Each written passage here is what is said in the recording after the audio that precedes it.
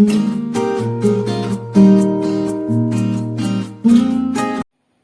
friends, welcome to our channel. நம்ம சேனல்ல என்ன ரெசிபி பார்க்க போறோம்னா ஒரு வெஜ் ரெசிபி தான் பார்க்க போறோம். தக்காளி குருமா.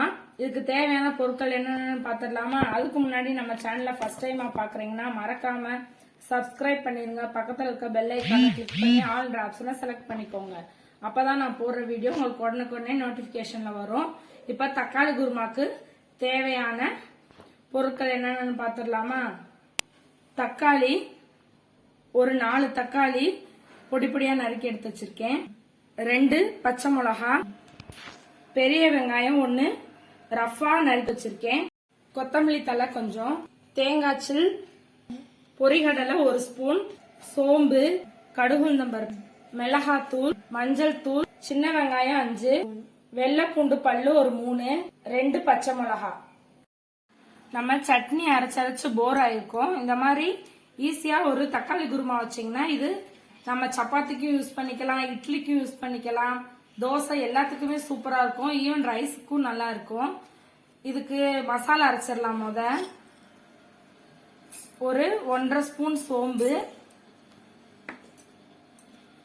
அடுத்து சின்ன வெங்காயம், வெள்ளைப்பூண்டு, பச்சை மிளகா, அடுத்து தேங்காய்ச்சில பொடி பொடியா நறுக்கி போட்டுக்கலாம்.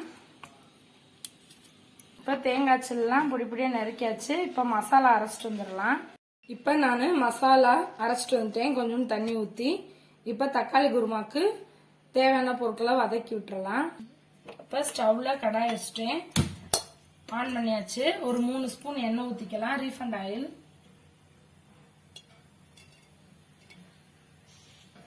எண்ணெய் சூடாயிடுச்சு.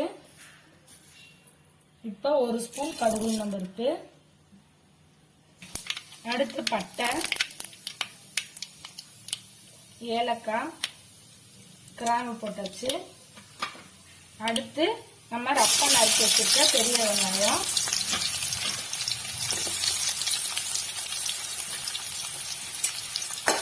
வதங்கட்டும்.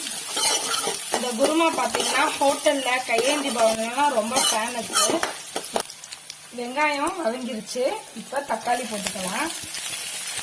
இந்த மாதிரி தக்காளி நீங்க பொடி பொடியா நறுக்கி வதக்கியும் குருமா செய்யலாம். இல்லாட்டி நீங்க மசாலா நம்ம அரைச்சோம்ல அது கூட தக்காளி சேர்த்தும் அரைச்சிக்கலாம். அதுவும் நல்லா தான் இருக்கும், அது ஒரு டேஸ்டா இருக்கும். கொஞ்சம் உப்பு போட்டுக்கிறேன் வெங்காயமும் தக்காளியும் வதங்குறதுக்கு. பச்சை மிளகா 2 கீறி போட்டிருக்கேன். மிளகாத்தூள், 1/2 ஸ்பூன் மஞ்சத்தூள், கொஞ்சோண்டு கொத்தமல்லி தழை. இதை நல்லா வதக்கி விடலாம்.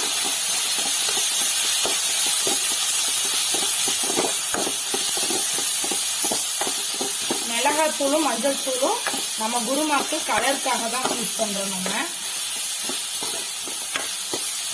இப்போ வதங்கிருச்சு. நம்ம அரைச்சி வச்சிருக்க மசாலாவை ஊற்றிக்கலாம். இதுல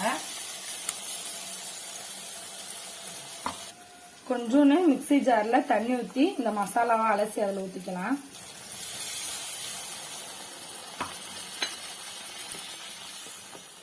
இப்போ பார்த்தீங்கன்னா உங்களுக்கு மசாலா எவ்வளோ அழகா கலரா இருக்குன்னு. அதுக்கு தான் நம்ம மஞ்சள் பொடியும் இதுவும் போடுறது.